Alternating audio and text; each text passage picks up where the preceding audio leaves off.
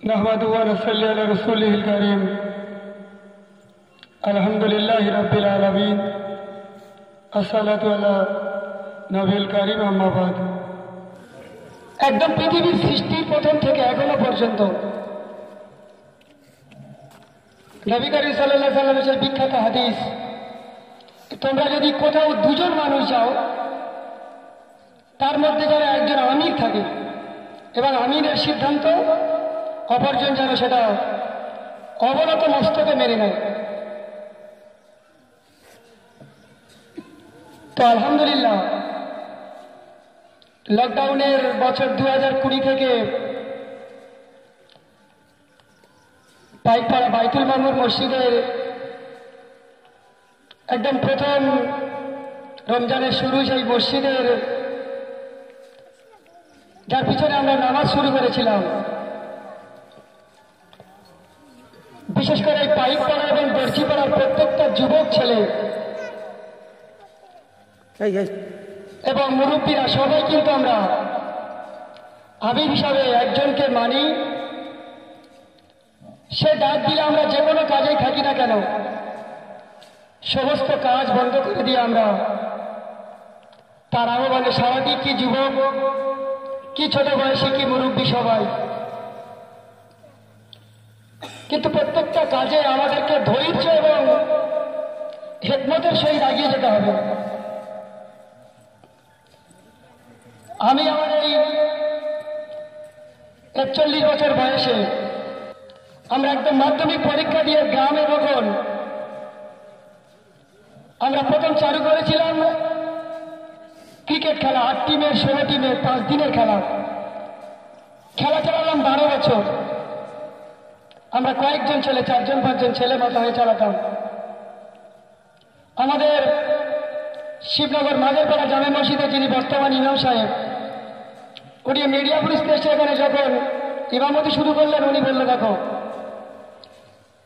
উনি কিন্তু আমরা খেলা করতাম, খেলা চালাতাম, উনি কিন্তু আমাদেরকে কটু কথা বলতেন না। 5 দিন খেলা চালানোর শেষে শুক্রবার জুম্মার নামাজ পড়ার পরে উনি একদম নাম ধরে ধরে বললেন, তোমরা এই 5-6 জন বসো, তোমাদের সঙ্গে কথা আছে। তো আমরা যথারীতি বসলাম। উনি বললেন, তোমরা এই যে এত পরিশ্রম করলে, 1 মাস ধরে চাঁদা তুলে লক্ষ লক্ষ টাকা ব্যয় করে এই যে খেলা পরিচালিত হলো, এর দ্বারা সমাজ কি পেল? তোমাদের দ্বারা সমাজ কি পেল? তাহলে তোমরা এই পরিশ্রমটা করে তোমরা ভালো কাজে লাগো দেখি। আমরা শুরু করলাম আবার সেই পাড়ায় এলাকার সব থেকে জনপ্রিয় প্রোগ্রাম শিবনগর তাফসিরুল কোরআন মাহফিল, সেটাও অর্ধ যুগ চালালাম 6 বছর। কিন্তু আমার অভিজ্ঞতা হচ্ছে সেখান থেকে আমরা আর তো কোনো মানুষের সাহায্য করতে পারিনি।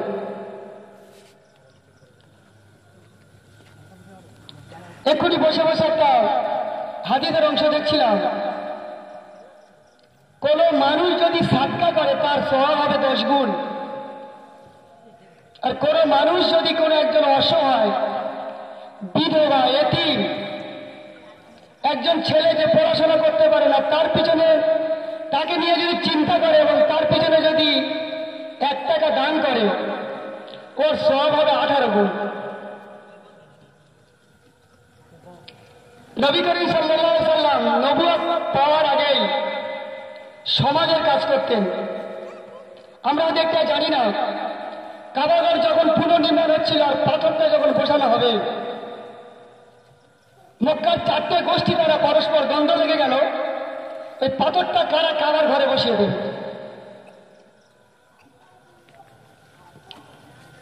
এই যুবক মোহাম্মদ সাল্লাল্লাহু আলাইহি ওয়াসাল্লামের কাছে খবরটা পৌঁছালো।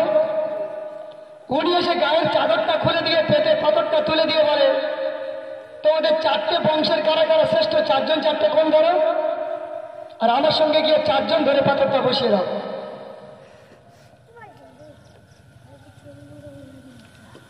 মসজিদে আযান হয়েছে, জামাতের টাইম হয়ে গেছে,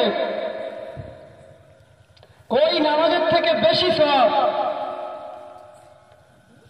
যদি আপনি দেখেন পথে দুজন মানুষ বিবদমান, দুটো গোষ্ঠী, দুজন মানুষ মারামারি করছে, আগের মারামারিটা থামিয়ে জামাত ছেড়ে গেলে তারপর আপনি নামাজে একটু।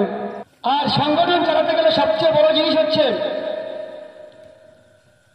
সংগঠন ধীরে ধীরে আগাবে। আমরা যদি আজকের এখানে ঘোষণা করি যে আগামীকাল এখানে 20 জন মানুষকে 20টা শাড়ি দেওয়া হবে, দেখবেন এখানে 40 জন লোক লাইন দিয়েছে, কিন্তু 40 জনের মধ্যে সবাইকে পৌঁছে না দিয়ে সংগঠনের পক্ষ থেকে এরকম ভাবে খোঁজ নিতে হবে যে অমুক বাড়িতে একটা মা আছে যে বছরে একটা শাড়ি পরে, তার স্বামী তাকে দ্বিতীয় শাড়ি কিনে দিতে পারে না। যে 40 জন এখানে চাইতে এসছে ওরা বছরে 10 জনের কাছে 10টা শাড়ি চেয়ে নিতে পারে। যে চেয়ে নিতে পারে না, সাহায্যটা আগে তার কাছে পৌঁছাতে হবে।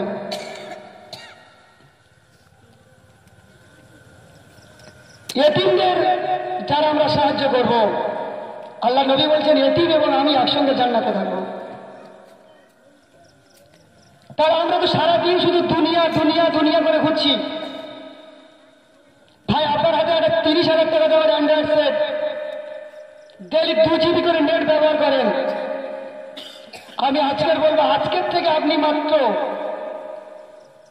100 MB নেট ইসলামিক কিছু দেখুন। 4 বছরে এ পর্যন্ত মসজিদে যারা কাজ হয়েছে, যারা পাকা ঘর বেঁধেছে, তারা অন্তত খেয়াল করতে পারবে এই মসজিদে 20 লক্ষ টাকা খরচ হয়ে গেছে। আল্লাহ যেমন এই কাজে আমাদেরকে মদত দিয়েছে, আমরা যদি অসহায় গরিব আর্ত মানুষদের যারা রাতের আধারে চোখের পানি ফেলে, সকালবেলা তার বাচ্চাটা স্কুলে যাবে, বাড়িতে খাবার থাকে না, একটা ছেলে 250 টাকার জন্য মাদ্রাসায় ভর্তি হতে পারে না, সেইগুলো যদি আমরা খোঁজ নিয়ে নিয়ে পড়াশোনার জন্য তাদেরকে এগিয়ে দিই, তাহলে সমাজ এগিয়ে যাবে। তাহলে যে সমাজ শিক্ষিত ভাবে এগিয়ে যাবে সে সমাজ আগাবে। এখানে আমাদের পাইকপাড়ার আজকের অভিভাবক কম, যুবক ভাইরা আছো, ছেলেরা আছো, যে বাড়ির ছেলেরা টাকার জন্য পড়াশোনা করতে পারছে না, বই কিনতে পারছে না, আমি কিন্তু প্রত্যেকের সঙ্গে সমানভাবে মিশি। কারোর কাছে না জানানোর সুযোগ না থাকলে আমাকে জানাবে, ইনশাআল্লাহ তাদেরকে সাহায্য করা হবে।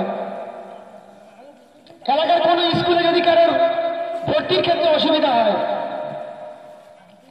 আমাদের একটা ফোন কল যথেষ্ট, তাদের কাছে হেডমাস্টারের কাছে একটা ফোনের কল যথেষ্ট। তাহলে এই RSR ফাউন্ডেশনের সঙ্গে যারা যুক্ত আছে, আমি যদি 10 টাকা কাউকে দান করি, সে দান কিন্তু তার হাতে পৌঁছাবে না, তার কোনো কাজে লাগবে না। কিন্তু সাংগঠনিকভাবে যদি তার হাতে 100 টাকা দান পৌঁছে দিই, ওই মানুষটা সংগঠনের সঙ্গে যুক্ত হলেন এবং তার আজকের বাংলাদেশে আমাদের হুজুর বলছিলেন, শায়েখ রহমতুল্লাহ সাহেব 73,000 কোটি টাকা দান করেছে, যাকে নিয়ে সৌদি আরবের বড় বড় ব্যবসায়ীরা আলোচনা করছে যে এত টাকা মানুষ পায় কোথায়। তারা এসে গবেষণা করে দেখলো ওনার অ্যাকাউন্টে যারা টাকা পাঠিয়েছে, একটা রিক্সাওয়ালা এককালীন 43,414 টাকা দিয়েছে। রিক্সাওয়ালা টাকাটা কেন রেখেছিল? বলে আমার মেয়ের বিয়ের জন্য, বন্যার্থ মানুষের জন্য দিয়ে দিয়েছে। একদম পরিষ্কার খবর, ফেসবুকে একদম ওরা একটা চ্যানেল খুলে দিয়েছে। ওই রিক্সাওয়ালা মেয়ের জন্য বাংলাদেশের 10 জন শিল্পপতি 5 লক্ষ টাকা ওই রিক্সাওয়ালার অ্যাকাউন্টে মেরে দিয়েছে। এটা কার মদত? আল্লাহর মদত। আমরা যদি আল্লাহ হয়ে যাই কোনো কাজের সঙ্গে, আল্লাহ আমাদেরকে সাহায্য করবে। কথা বেশি দীর্ঘায়িত করবো না। এই সংগঠনের সঙ্গে যিনি চিন্তা ভাবনা করেছেন, আমাদের সবার মাথার মণি, আমরা যাকে আমির, নেতা, ইমাম বলে মানি, মাওলানা আব্দুল হাসান সাহেব পরামর্শে আমরা আছি। ক্যাশিয়ার আছে আমাদের নুরুল হাসান, হাসানুর, এবং এখানে প্রত্যেকের মতামতের সমান গুরুত্ব দেওয়া হয় এবং হচ্ছে, এটা আগামীতে হবে। কে শিক্ষিত, কে মূর্খ, কে কম টাকা দান করলো, কে বেশি টাকা দান করলো, না, প্রত্যেকের মতামতের গুরুত্ব দেওয়া হবে। তবে একটা জিনিস খেয়াল রাখতে হবে যে আমি যেটা বলে দিলাম আমার সিদ্ধান্তটা শেষ সিদ্ধান্ত, এই মতের উপর আমরা দাঁড়িয়ে তাদেরকে সংগঠন চালাতে পারবো না। আমি যেটা বলেছি হয়তো ভালো কথা হতে পারে, কিন্তু 10 জন যারা বসেছে তাদের সিদ্ধান্ত আমারটা সেই সিদ্ধান্তটা সেদিন নাও নেওয়া হতে পারে। কিন্তু সেদিন আমাকে ধৈর্য সহকারে সেখান থেকে আমার কথাটা আমাকে মেনে নিয়ে চলে আসতে হবে, এবং অবশ্যই কোনো সদস্যরা যখন তারা আবার আমার কথাটা নিয়ে ভাববে, আবার সেখানে তার গুরুত্ব পাবে। সর্বোপরি প্রত্যেককে আমি উদাত্ত আহ্বান জানাই, সংগঠনের সঙ্গে যুক্ত হয়ে যেমন সংগঠন মজবুত হবে, ডাক্তারখানায় রুগী গেলে ডাক্তার যেমন রুগীকে থেকে দেওয়ার ডাক্তারের ক্ষেত্রে সুবিধা হবে, তোমরা সবাই আল্লাহর হস্তে 5 ওয়াক্ত না পারে অন্তত ফজর, এশা, মাগরিব, ফজর অনেক ঘুমিয়ে পড়ো, কিন্তু অন্তত জোহর, আসর, এশা, মাগরিব 4 ওয়াক্ত মসজিদের সঙ্গে জুড়ে যাও। নবী 313 জন সাহাবীকে দিয়ে যেটা সম্ভব হয়েছিল, 10,000 সৈন্যকে দিয়ে সেটা কিন্তু সম্ভব হয়নি। কারণ এরা ছিল খোদাভীরু, আল্লাহমুখী, এবং এরা এক নেতাকে মেরেছিল। নেতা ছিল নবী করিম মুহাম্মদ রাসূলুল্লাহ সাল্লাল্লাহু আলাইহি সাল্লাম। তাহলে আমরা মসজিদের সঙ্গে যুক্ত হয়ে যাব, আমরা নামাজ আদায় করবো, আমাদের ঈমান খাঁটি করব। আর যখন ঈমান এবং আমাদের আকীদা ঠিক হয়ে যাবে, আমাদের চলার পথ যখন ঠিক হয়ে যাবে, সেই চলার পথ ধরে আমরা এগিয়ে যাব। সূরা আল-আনআমে আল্লাহ রাব্বুল আলামিন ইরশাদ করছেন, হে ঈমানদারেরা, তোমরা শিখাডালা প্রাচীরের মতো দাঁড়িয়ে যাও, যে প্রাচীর আগুন ওই প্রাচীরকেও গলাতে পারবে না। তাহলে আমরা সেই প্রাচীরের মতো দাঁড়িয়ে যাব। ধীরে ধীরে পাইকপাড়া, দর্জিপাড়া, মতিপাড়া থেকে আমরা অশ্লীল কাজগুলো দূর করার চেষ্টা করব। আস্তে আস্তে শানকিবাড়িয়া, শিবনগর পরিবেশ একদম আমাদের সঙ্গে সমভাবাপন্ন পরিবেশ। আমরা তাদেরকে যেটা বলি তারা আমাদের কথা গুরুত্ব দিয়ে ভাবে, তারা আমাদের ডাকে সাড়া দেয়। আমরা তাদেরকে সাথে নিয়ে আস্তে আস্তে আমাদের এই মহল্লা শিবনগর, শানকিবাড়িয়ার কে কেন্দ্র করে একটা মসজিদ যেন একটা সমাজের মডেল হয়ে যেতে পারে, যেখানে নামাজ আদায় হবে, যেখানে অসুস্থ মানুষের চিকিৎসার সাহায্য হবে, কোন বিবাদমান দুই পক্ষকে বসিয়ে মীমাংসা করা হবে, কন্যাদায়গ্রস্ত পিতার কন্যার বিবাহের ব্যবস্থা করা হবে, এতিম সন্তানের শিক্ষার ব্যবস্থা করা হবে। বাইতুল মামুর মসজিদ এইভাবে এগিয়ে যায়। মহান আল্লাহ রাব্বুল আলামিনের কাছে আমি এই দোয়া করি, এবং আমরা যেন সবাই নবী করিম রাসূলুল্লাহ সাল্লাল্লাহু আলাইহি সাল্লামের আদর্শকে পাথেয় করে আমাদের বাকি জীবন তাকে গড়তে পারি, পরিবার এগিয়ে নিয়ে যেতে পারি, সমাজ এগিয়ে নিয়ে যেতে পারি। এই বলে আমি আমার বক্তব্য শেষ করছি। আলহামদুলিল্লাহ রাব্বিল